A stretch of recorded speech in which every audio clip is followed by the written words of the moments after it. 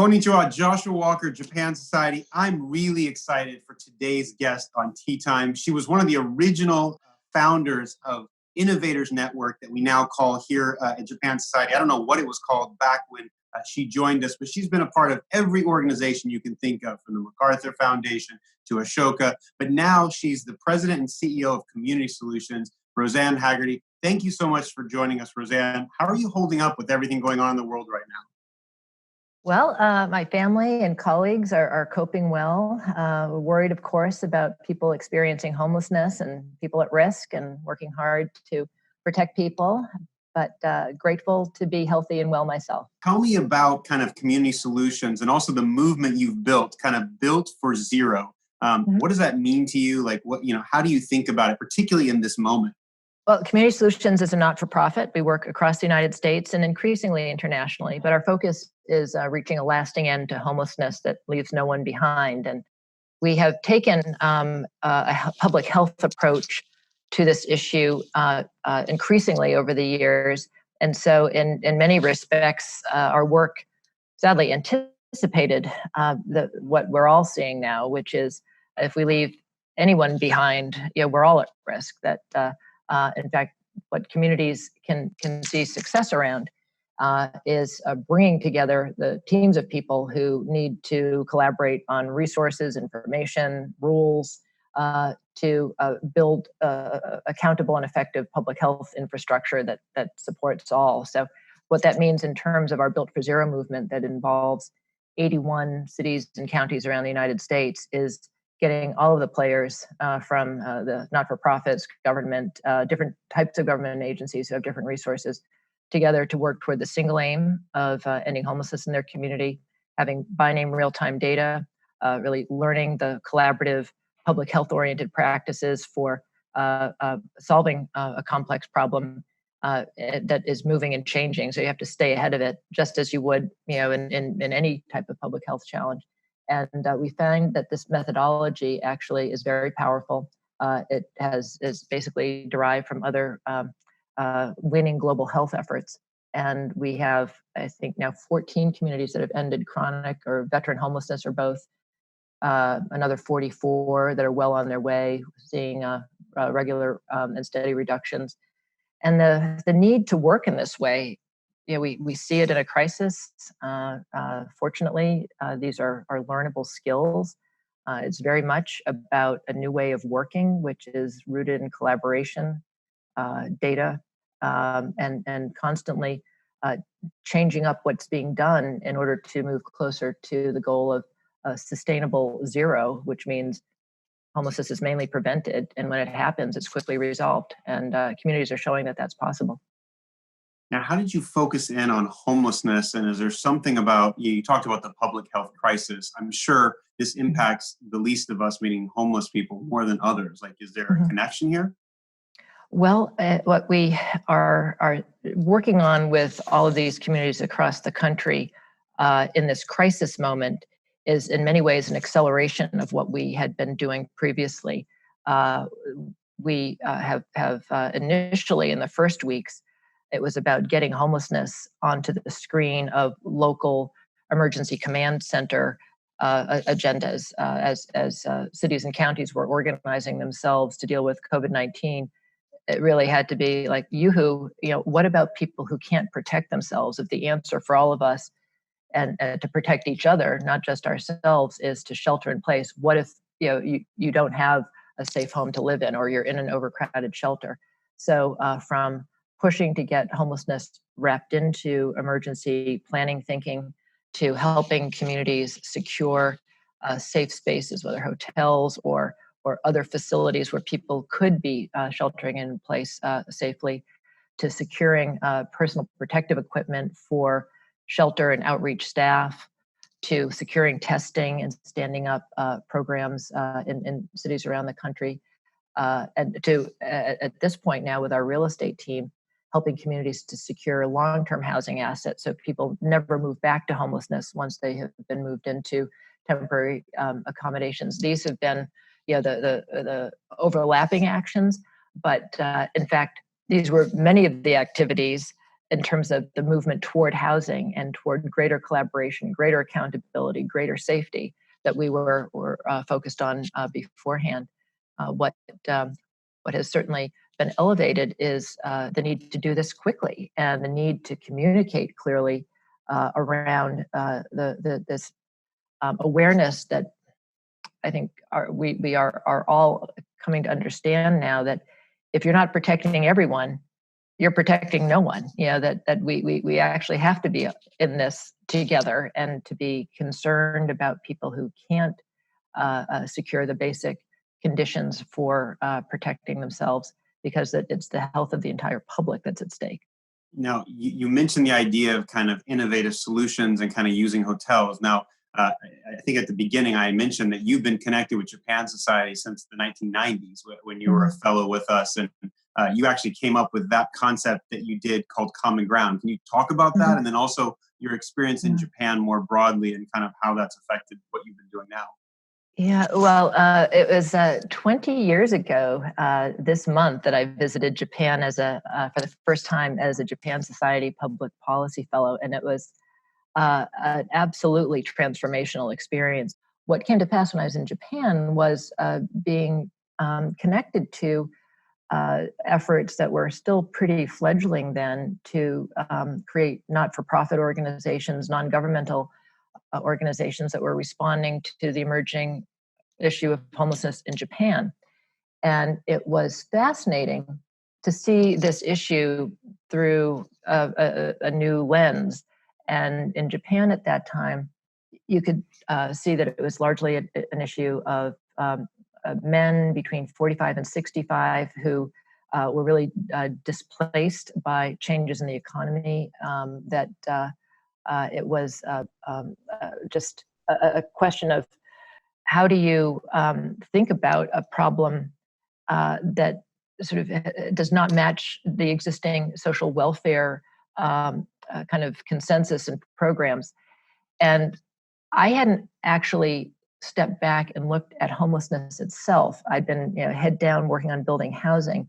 And that time in Japan and the time spent with government officials and with the new not-for-profit emerging organizations in that space caused me to start thinking about the issue very differently with respect to the United States. And I came back to New York and really started leading the organization in a different direction. It ended up that we spun off to create community solutions in a national effort that looked at this larger set of questions around what were the forces that were creating the problem, what was the new sort of safety net that was needed, what were the new work practices, and I could absolutely date that shift of focus and mindset to my time in Tokyo. And fortunately, I've through the Japan Society had ongoing contact with government and social entrepreneur leaders in Japan, and our work continues to be regularly refreshed by those contacts.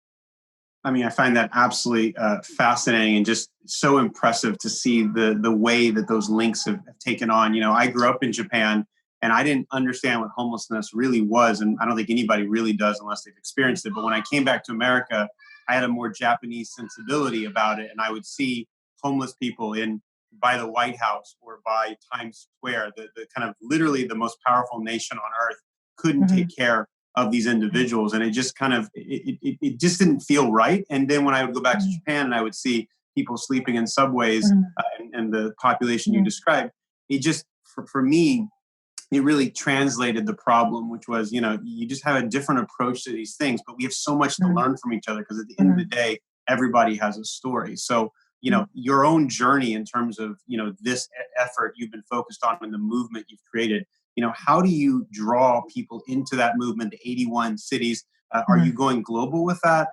How does that work, given that the context is different everywhere? Well, the insight that we've followed and has really mushroomed into this very remarkable group of communities working in concert and is being picked up by other cities and countries around the world is essentially not to come into a new environment with a program, but to look at the whole system, just as we know, like if we're going to beat COVID-19, it's not because we come up with a few good treatments that the lucky few receive. There has to be a global solution to this. We have to be thinking in terms of where is the problem today? How is it moving and changing? What are the interactive practices that are needed to stay ahead of it? Who has to do what differently and be accountable to an overall result? And so it's essentially these types of practices that are winning in communities that we're working with through the Built for Zero movement. And groups, cities or counties join usually because there are at least two leaders from the government and the not-for-profit sector who say, what we're doing isn't working. And maybe it's the way we're working that needs to be re-examined. Maybe it's not just the old cry, we need more money, or the old myth that these people want to be homeless.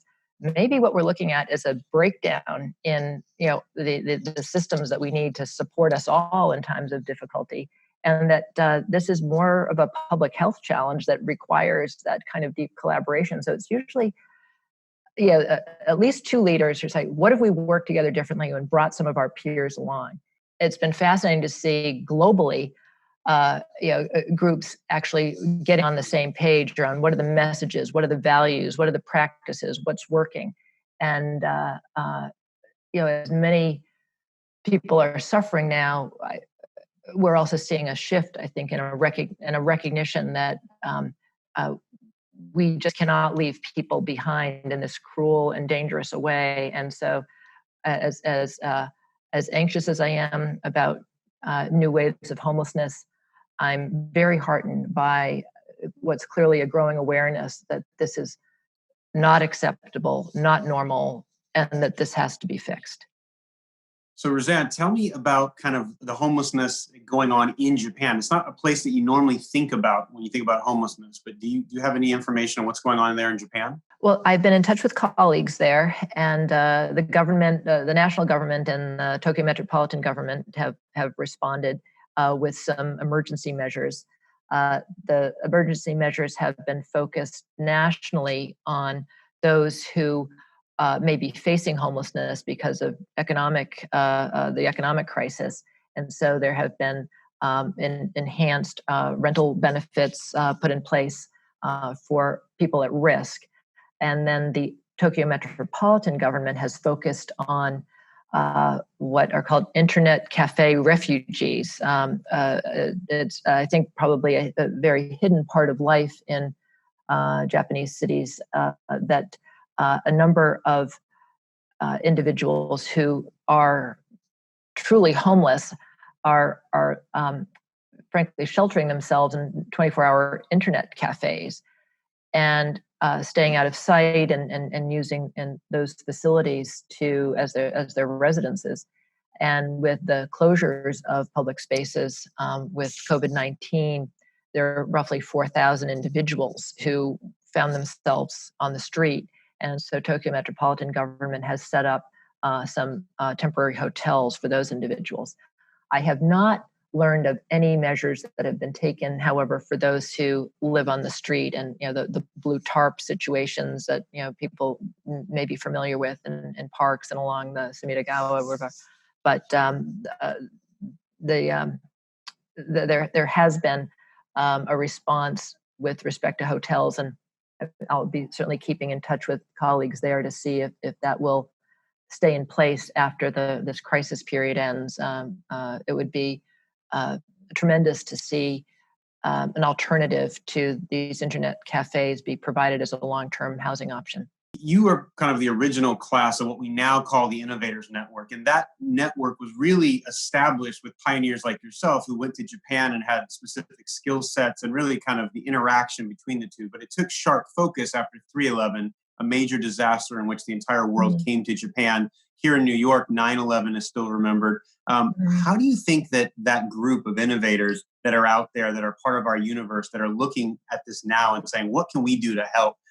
What can you imagine a group like that being able to accomplish? And what do you think Japan Society should be doing to help accomplish that world, not just in the homelessness space, but in whatever areas we're working in this crisis? I think the Japan Society created this real treasure in seeding this Innovators Network because you'll find at a time of crisis like this, it is pure gold to be able to find self-organized local efforts like the mutual aid efforts that are actually kind of getting critical supplies to vulnerable people or the homebound, and kind of bootstrapping local solutions to a crisis that can never be managed centrally.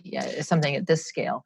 And what the Japan Society created and was able to tap into after 3/11, and is certainly is in a position, with respect to its relationship network now to do in the COVID-19 event, is to work through these trusted, established local entrepreneurs who are doing everything, as they did post 3/11, from getting people fed, getting people housed, getting small businesses up and running, finding ways to get schools restarted.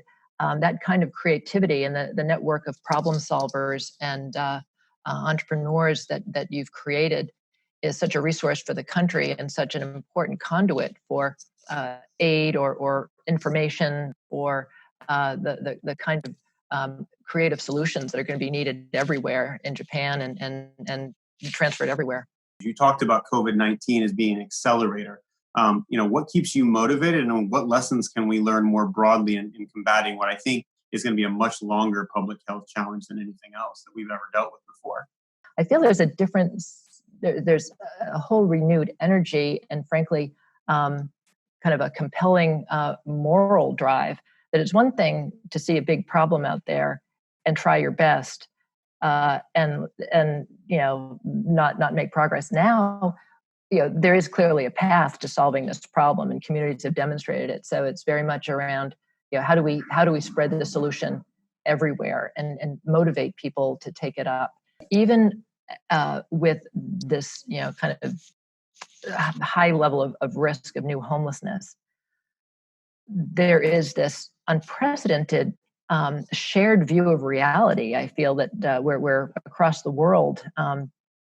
That we've entered together, where we understand that we need to have public health infrastructure that works, that we are not letting up our guard and seeing it as someone else's problem if they become homeless or sick in some avoidable way that can actually, in this age of pandemics now, put everyone at risk, because we're relying on all of us to be inside, able to observe the public health guidance.